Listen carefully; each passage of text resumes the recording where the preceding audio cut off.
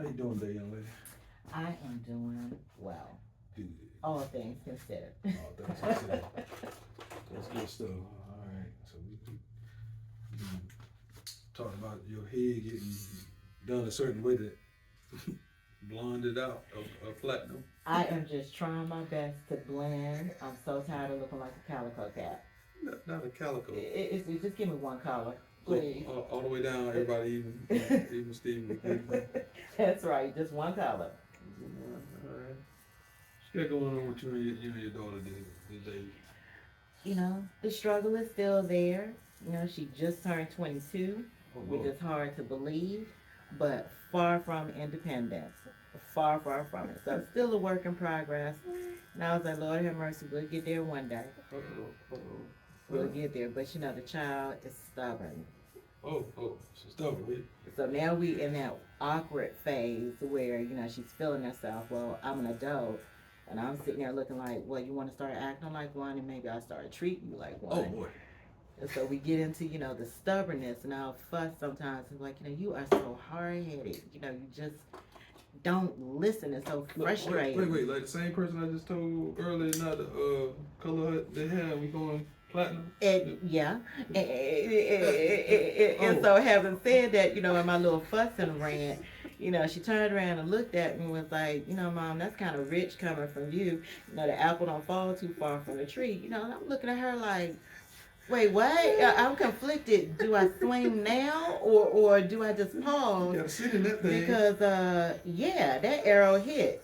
The glass house All I could do is just start laughing and be like, okay, and I'm not stuck in denial about it. I'm just saying, you might not want to be like your mama.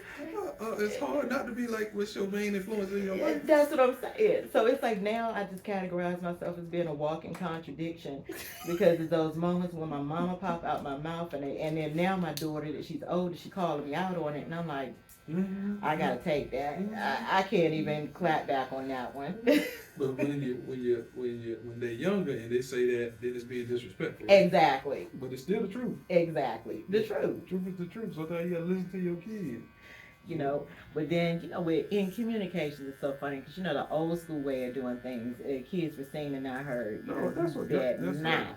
You should go to the back room and wait till I call you out. Exactly. So, they weren't allowed to speak. Mm-hmm. And oftentimes, in communicating, it's not necessarily what you say, it's how you say it, but most importantly, it's how it's being perceived on the other side. Mm-hmm. Mm-hmm. So I think part of my stubbornness and hard-headedness just came in from just not liking authority and just being defiant. The minute you tell me you bet not or you can't, there's no justification, explanation, like follow up, like you could hurt yourself or this over here bad can happen. It pretty much is do what I say. No positive reinforcement whatsoever. It was just criticism, never, rarely positive affirmations. Well, it's hard to give something that you never taught to give or that you never received. Exactly. They take it you as a mature parent because there are very immature parents as well. True. Recognize that, right? True. It's kind of I equate it to coaching my son. And like I said, I was outside coaching my son on some football stuff, and he was getting a little frustrated. But my dad was standing up there laughing at me. I mean, he was giggling hard, right? And so I asked him. He was like, "Son, it's hard coaching your son, ain't it?" I was like, "Yeah, it is." And he just started laughing. And I was like, "Well, the difference is, when you were my age coaching me, you came with all the discipline of daddy, and I couldn't get the information. You had good information for me. I couldn't get past your tone of voice. Exactly. That wrinkled up the thing in your forehead. That looked the same way it looked when I was about to get a beating. Exactly. So I don't really particularly want to hear that information because I can't get through the delivery. Exactly. And so he was like, well, so what? You saying it's my fault now? I was like, no, it ain't about fault. It's about what you need to do. Exactly. And that's one thing I chose to try to do differently with my kids, even when it gets difficult, is not deliver information that's just you know, they mad at them. Exactly. Yep. Excuse me one second. Spam is not my friend. Every time I do that, I'm like blocked, and it seems like every time I do that, 10 more 10 calls. more numbers come up. I think they got a program like that. Exactly. But that's a good point that you make. Is that it's a valid point, because I think sometimes as parents, if we're willing to have that transparency and allow those open conversations with our children, I think we would be amazed at how much we actually can learn from our children. Oh man, look, you know, we don't realize a lot of times as parents we're trapped in this adolescent state of mind. We're not growing with our children. Right. You know, we're a certain age and we already know everything we need to know. But we ain't like I told a few friends of mine. You know, when you're raising kids, you always reach back and tell your kid, "Well, I've been your age." But you never think forward to say, "I've never raised a child this age." There you go. Isn't that interesting? That's a very, very different perspective, but it's very true. And not only that, we may look at a situation and think, yeah, been there, done that, but our paths are all different. That's right. Every single solitary one of us. And all of us are different as individuals. So we may view something as being, you have no idea how hard it was back in my day and how hard I had to do this and the sacrifices. Our children are making sacrifices too. Just in a different way. In a different way. Exactly. And the other side of that equation is we don't have to teach our kids to survive the way that our parents and before them had to survive. Right. You know, that's another thing. Like a big part of generations that were born in the 40s and before, they were still in Jim Crow. They came up in how to survive. Exactly. We need to more focus on how to educate and teach them how to thrive through these moments. Exactly. You know, because the game is the same. Okay, the strategy has changed. So in teaching our children, and to me, they're playing a far more dangerous game than we ever did, and our parents, because racism was blatant. You knew what you were dealing with. Now, it's so undercover. It's in some instances, it's very subtle, but it doesn't take away from the fact that it's still there, and the same opportunities afforded to white folks still to this day are not afforded to black people on an equal level. And the whole thing about, what was it called? Oh my goodness, I just lost it. Affirmative action. Oh man. As far as I'm concerned, all of that is that, okay, then we're going to have our token to show that, yes, we are equal opportunity and inclusive, but it's not. So how do you teach your children to play those games when your head is still stuck on the old way of playing it? That's right. So we have to be receptive and listen to our children to understand the struggles that they're going through today, because we're in a whole different ball game. arena. It's a whole different ball game.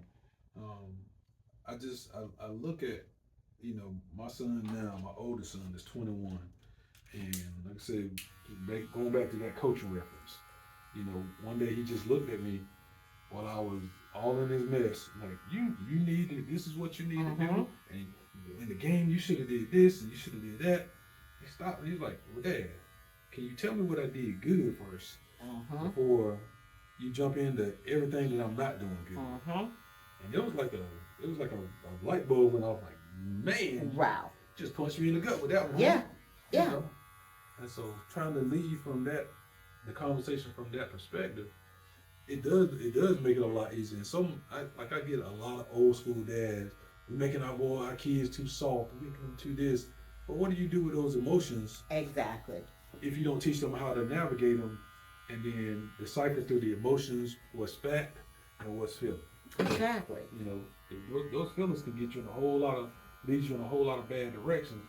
But if you figure out what you're feeling and then decipher them into what the facts are, the true facts, then your decision making might get a little bit better. Exactly. So, And the whole concept of, showing emotion equates to weakness. Yep, yep. And it's not. And so, everybody has a whole set of emotions, crying, sadness, anger.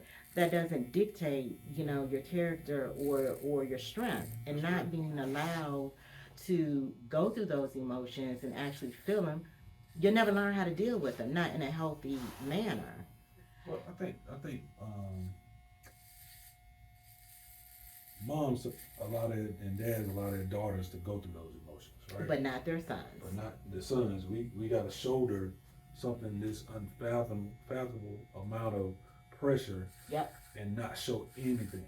Exactly. And if you do, it's like if you watch folks get see a kid get ran over on a football field, and they say suck it up, make him tough. Yep. Like, hey man, you just got hit by a Mack truck. Exactly. It's okay you lay there for a minute and get your composure, and if a little tear or two come out because that hurt, it's okay too. That doesn't mean that you're less of a man. That's right. Listen, my son was playing, he had practice the other day, and he came out of practice feeling a little upset and dejected, right? Mm-hmm. So, I read his face. I said, what's going on, man? Well, I didn't do good in practice today, Dad. And I stopped, right? I kind of scorched up my face, and I said, did you hear what you just said? Mm-hmm. He was like, well, what do you mean?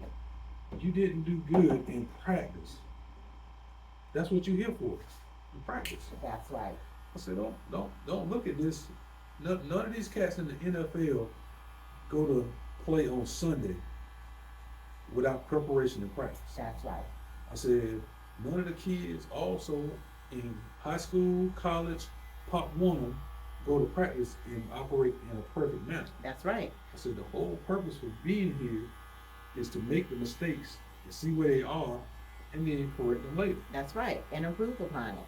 It's that whole, and I think that's another concept going back like to the older generation and the harsh criticisms that were used to create, create you to make you stronger, to build you up. The flip to that is that, I get it. You got to make your kids strong because you got to be strong in order to, endure. But that type of approach also, to me, in my interpretation as I was growing up, is that you're looking for perfection, and I will never be able to own up to your expectations. Do you know how horrible that made me feel as a kid? Mm-hmm. That I will never be able to make my mama proud. Nothing I ever do is good enough because it was a constant criticism. It was never a good job. It was never a proud. It was I have to make my girls tough because we didn't have a father figure in the home. Mm-hmm. So, and my mama didn't have a partner, so literally she wore mama daddy hats. And so guess what? She didn't have any boys. She had 2 girls. Guess what she did? She raised us to do the same thing. You can't show emotion. You got to be tough. You got to fight. Now, I'm not just talking about verbally. Physically, you got to do it. So with my daughter, I tried to do it different, but I still find my mama popping out of me sometimes. To let her know, you don't have to be perfect. All I expect from you is for you to try, because giving up is not an option. But let me add something to that, right? Sometimes we overdo it, right? Yeah. And we overcompensate. Yep. And we'll say, I don't want my kids to go through what I went through. So I'm going to give them everything. Don't have to make them work for it. And that's where I overcompensated, and I created a monster who's 22 years old and feels as if she doesn't. Well, I don't want to work in retail. Well, look here. You got to start somewhere. What you going your first real job you get? What, you gonna be vice president of the United States? It's so in overcompensating. And I'm glad you mentioned that, because that's exactly what I did, trying to be so different from how I was raised. I went too far on the other side. It's a balance, like, and you hit it on the head earlier when you were talking about, just teaching them and giving them the reasoning behind stuff instead of discipline, and then there's no lesson in the discipline. Right. And oftentimes we miss that because that's not what we were exposed to. Right. And if exactly. you're not exposed to something like that, then it's going to be foreign to you, and then you can't create that balance. Yep. Because it's a lot of good stuff in what our parents taught us. Yeah, it is. But can't take away from that. But most of the time, it was the delivery and the expectation Exactly. of affection in a child. Like, I have to find myself with my younger kids now and my older son, understanding, if I tell my son to do something one time, I should expect him to get it right. That first Right. time I tell him to do it. So there's got to be a teaching moment to continue giving him the better options and ways to make sure something is done correctly. That's right. And that they're even understanding what you're asking them to do. Right. We got clear clarification because we go to our jobs every day and people mess up stuff because they didn't have, and these are adults. Every day. But we go home with this unrealistic expectation that you will tell our kids, you go through a store, don't touch nothing, don't do Right. that. Kids are curious. Right. And sometimes you have to, I found myself having to bite my tongue to get your hands off of that. But at the end of the day, I have to give them a little leeway to figure out who they are too, because we spend a lot of time trying to create and mold this perfect little individual. Exactly. I need you to stand up straight. I need you to sit up right. I need you to do this instead of, hey, why don't you try something a little bit different this time? And it's the approach that you're giving our kids, right? And I have, the older I get, I start leaning towards the Bible. I'm not, going to church every 5 minutes, but some of the things in the Bible, feel like are walking contradictions to me, right? Like, I look at spare the rod, spoil the child, right? Our counterparts don't beat their kids into submission like we do. Sure. You And that's why some of them turn out to be serial killers and psychopaths. I mean, true to the fact. But then our kids, I know black people are psychopaths and some serial killers too. You just don't hear about it, but I'm just telling you. But the thing for me, Angie, is this right here is when that happens with our kids, we make them so timid they don't know how to stand up for themselves. Exactly. Like, I never wanted my daughter to be afraid of me. I wanted her to respect me. So that's the thing. That's the difference. We get those two things confused. Yep. Because that's how that generational trauma was dealt down. Exactly. Was you gonna respect me because when I will beat your tail. I will beat you. Yep. So what you think your kid gonna do when they get to school and somebody piss them off? They're gonna beat somebody's tail, or they're gonna try their best to. Now your kid in trouble in school instead. Well, not only that, I told my daughter, I instructed her specifically. If somebody lay their hands on you better lay hands back. If you get suspended, don't worry about it. I'll be up there. I'll handle it. So it's a walking contradiction, see? right? Whereby I was like, no, I don't want her to fight. No, that's not the right thing. That's not how you resolve conflict. But that is exactly what I did from the moment she started school. Somebody hit you back, hit him back. That was Messy May that popped out of me because she even threatened me. If you don't fight back and you come home with your uniform ripped one more time, I'm going to beat your tail. We always got that same experience. My dad told me I was 5 years old. We were living off here on Pool Road. And I went up to the hill to play football with the kids in the neighborhood. We had just moved. I came back crying, upset. They ran me away. How many of them was it? It was 4 of them. And he said, well, look, who you more afraid of, me or them? And I said, he said, if you don't go back up there and kick their butt, you're going to have to fight me next. Yep. Man, I went up there throwing and wild out. And they thought I was crazy. Yep. Ain't none of them little boys ever mess with me. Now, was that helpful? Yes. But it's just a walking contradiction in that moment because we have to find ourselves in spaces where we got to fight with people that look like us. We got to fight with people that don't look like us. And nowadays you can't do that. You will go to jail. You will. I mean, even in self-defense instances, you're still going to jail. That's it's a high probability that you're gonna go to jail, that and you gotta hire an attorney. and your life is now turned upside down. For what?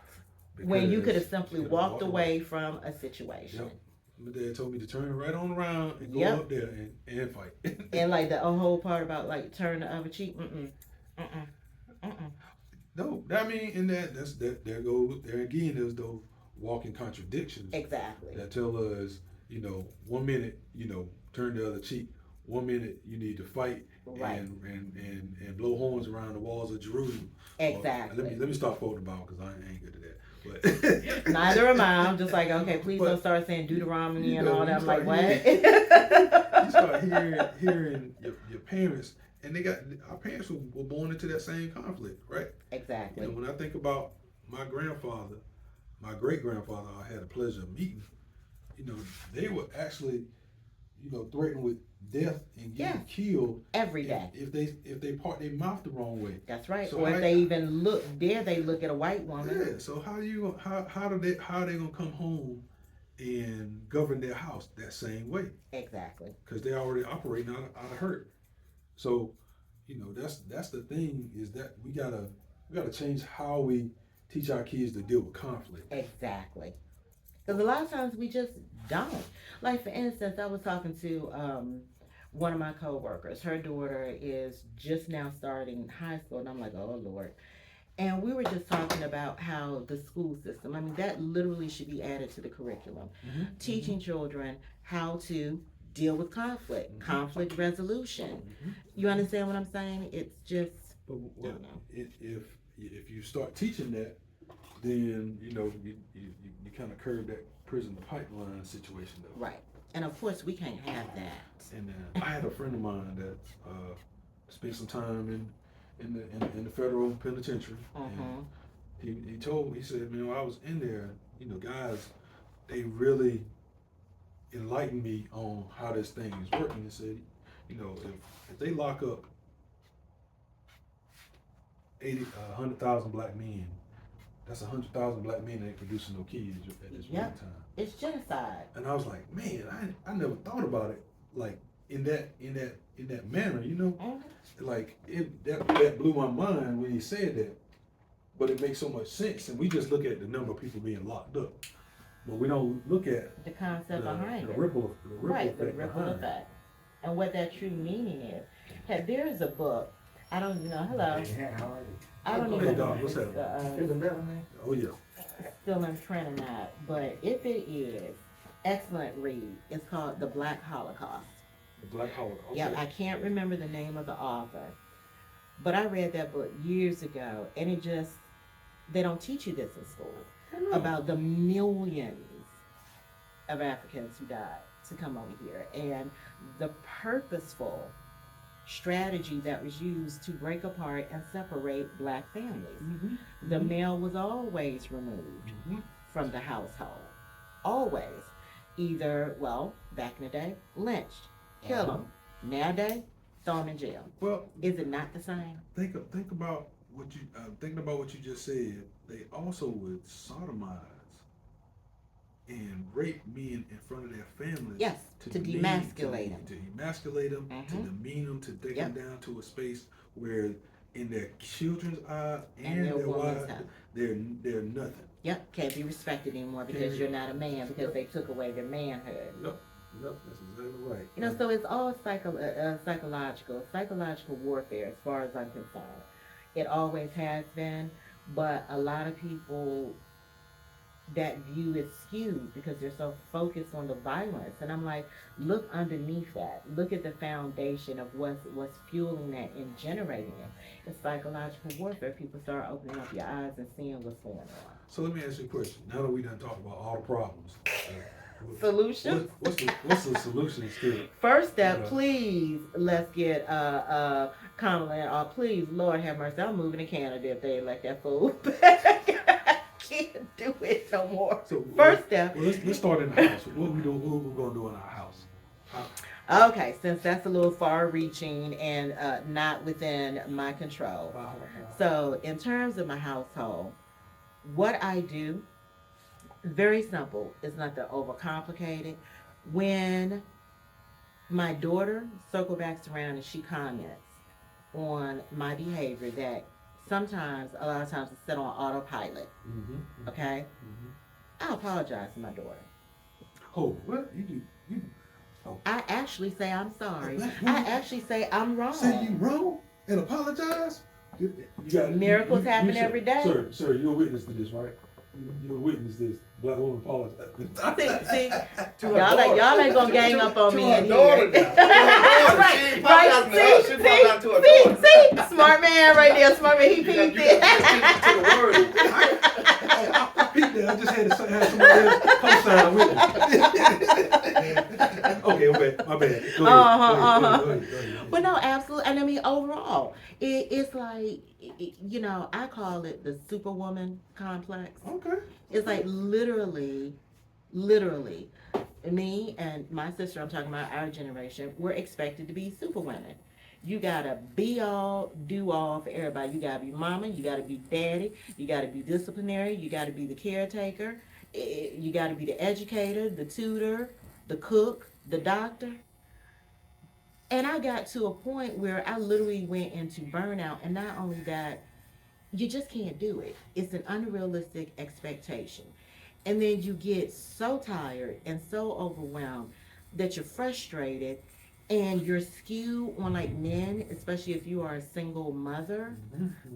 Okay. It's skewed because you see baby daddy in every black male. Can I tap in right there for what you said? Because you hit it on the head. Frustration causes a lot of all the confusion. Yeah. Because you're tired, you're mentally drained. Yep. You have all these things going on, but there hasn't been a teaching moment to work through that conflict and that frustration to get to what the real is. It's more emotion based. Exactly. Instead of factually based. Exactly. Okay. So you're going straight off pure emotion. So then dealing with adding a male to the mix, especially, I'm just talking about like my scenario. Okay. Single mom, been single for years and years and years. I could literally be in a grocery store and a man give me a compliment. The first thing that's gonna pop into my mind. So smart. I may not even say it, but the thought that's gonna pop in my mind, really, okay, what is your real motivation? What do you really want? Automatically, defense mechanism comes up. What does that mean? At that point, I'm not hearing a darn thing that's coming out your mouth. Your intentions may be pure. You might just be a very nice gentleman, just being gentlemanly and speaking. I ain't gonna trust it. My anger, because that's what the frustration developed into. That's right. Outright anger, and in some moments, pure rage. You can't, first of all, you can't be in a healthy relationship with anyone with that mindset. So for me, I started off on the home front. Since I don't really interact with males a lot, or most adults for that matter, I'm starting on the home front with my daughter, who unfortunately on days takes the brunt of my frustration because it's just the two of us. So what is it they say? You hurt the people you love the most. That's right. It's close proximity. Close proximity.